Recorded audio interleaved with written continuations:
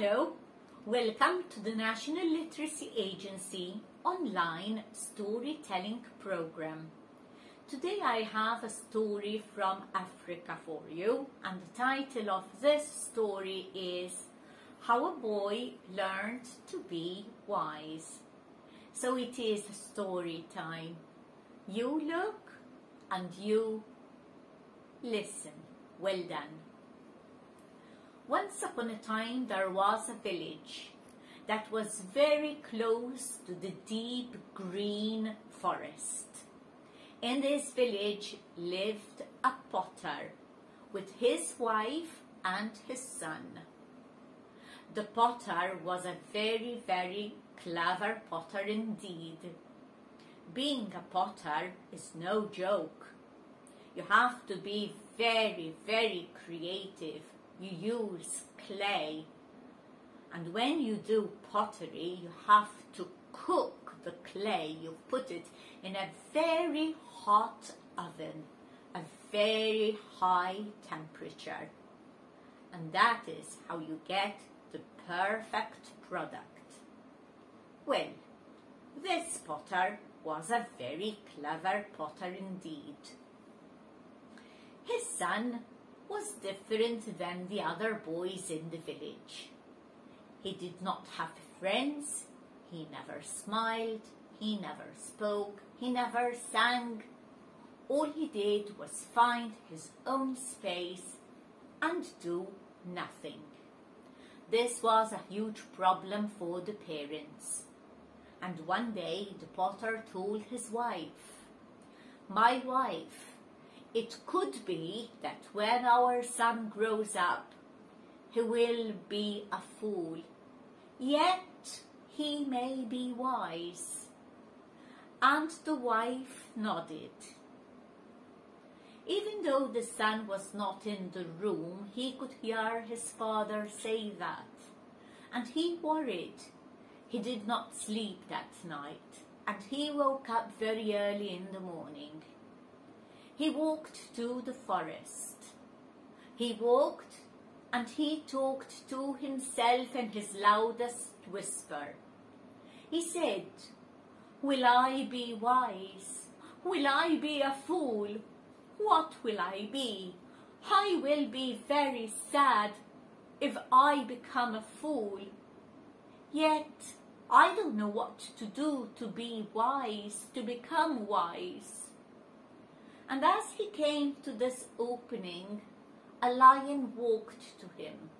It was a very friendly lion, and the lion said, "What are you doing here? And what is this that I hear you say, being a fool, being wise?" And the boy told him what he heard his father say. Well, the lion said, "I think you are a fool already. If you are thinking of yourself, you are a fool. You should be thinking of what you can do to help others. If you are not doing that, then you are a fool." And the lion walked away. The boy walked some more, and again he whispered and whispered again. It was his loudest whisper, mind you. "Will I be a fool? Will I be wise? If I would be a fool, that would make me very sad. But I don't know how to be wise." And there walked an antelope. And the antelope looked at the boy. "Hello, boy. What are you doing here?" And the boy told her his story. "Well, I have to ask you this. Do you eat?" "Yes, of course I do eat. I eat every time my mother cooks for me." "Do you say thank you?" No, I never say thank you. Actually, I never say anything." "Well, my dear boy, then you are a fool. because wise people are very thankful. And the boy started to worry. The antelope was not there anymore, and so the boy walked and walked again. And again he whispered. It was his loudest whisper, of course. And there, in another opening, he met a leopard. And the leopard said, "What are you doing here, boy? This is the forest." Yes, I know. I came to think. I don't know if I will be a fool or if I will be wise when I'm older. And the leopard said, "Do you have friends?" The boy said, "Friends? No, I don't have friends. The boys in the village, they don't like me." "Well," said the leopard, "then you are a fool, because wise people make friends and they make sure that they are respected. So, I'm very sorry to say, you are a fool." Now the boy was even more worried, and he walked away from the leopard. He walked and he walked, and he met an elephant. And the elephant, with his big ears, heard him say, "Will I be a fool? Will I be wise?" And the elephant said, "Hello, boy. What is it this that you ask yourself, being a fool or being wise?" And the boy said, "Will I be a fool when I grow up, or will I be wise? I am worried." And the elephant asked, "Do you have a job? Do you hold a job?" And the boy shook his head. "No, I don't do anything. I just find my space, and I do nothing." And the elephant said, "Well, my boy, I have to admit, you are a fool, because wise people work." And the boy walked away. Now he was even more sad. He was actually in tears, and he cried, "I am a fool. I am such a fool." And there was a rabbit, and the rabbit just hopped to the boy, and he said, "Don't cry, my boy. Tell me, what is it that's worrying you?"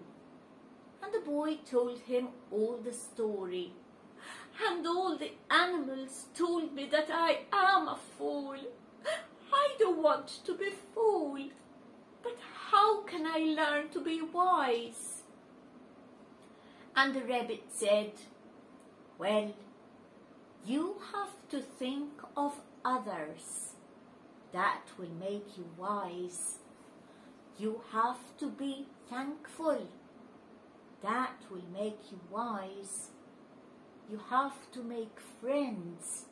You need to be friendly. That would make you wise. You have to be thankful. That will make you wise.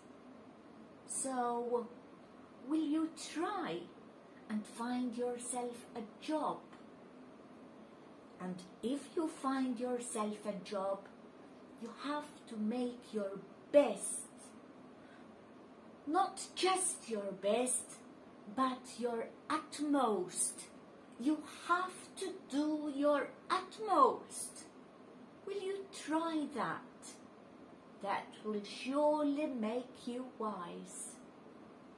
And the boy was only too happy to walk back home to the village.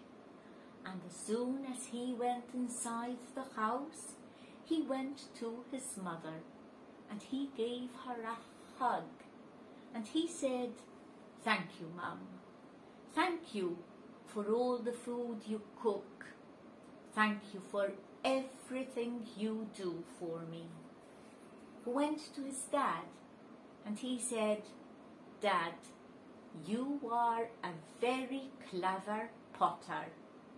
Will you help me become a potter? And his father was very pleased. And he said, yes, my son, of course. And the son worked very, very hard. And he studied. And he became the best potter in the village. He was very nice to the people. He was very creative. He did not his best, but his utmost. And sometimes he still went to the forest and met his best friend, the rabbit. And the rabbit listened to him, and he gave him more advice. So that is the story for today. I do hope that you have enjoyed the story today.